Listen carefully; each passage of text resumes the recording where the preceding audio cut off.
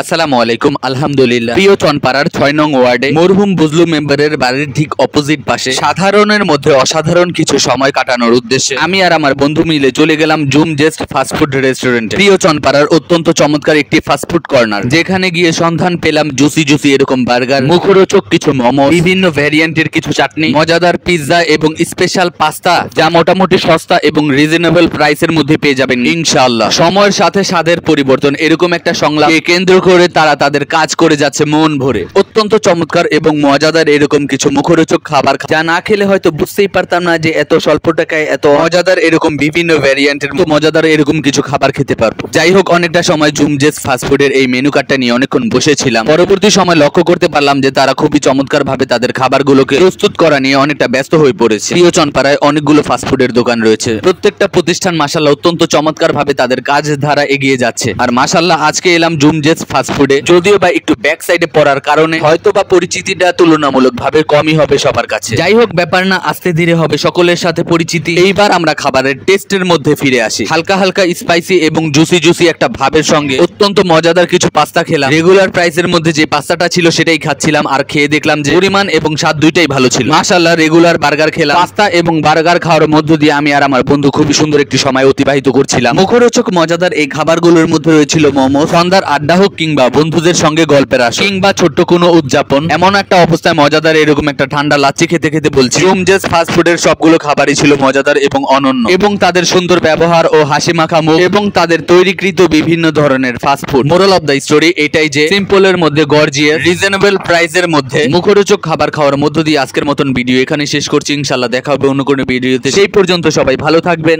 আর যদি ভালো লাগে আর সম্ভব হয় তাহলে অবশ্যই জুম জেস্ট ফাস্টফুড এই ক্ষুদ্র পরিসরের এই ব্যবসা প্রতিষ্ঠানটিতে অবশ্যই ঘুরে যাবেন। ইনশাআল্লাহ আশা করছি খাবার খেয়ে কেউ হতাশ হবেন না, কেননা খাবারগুলো ছিল সত্যি খুব মজাদার। আজকের মতো এখানেই বিদায়। আল্লাহ হাফেজ। আসসালামু আলাইকুম।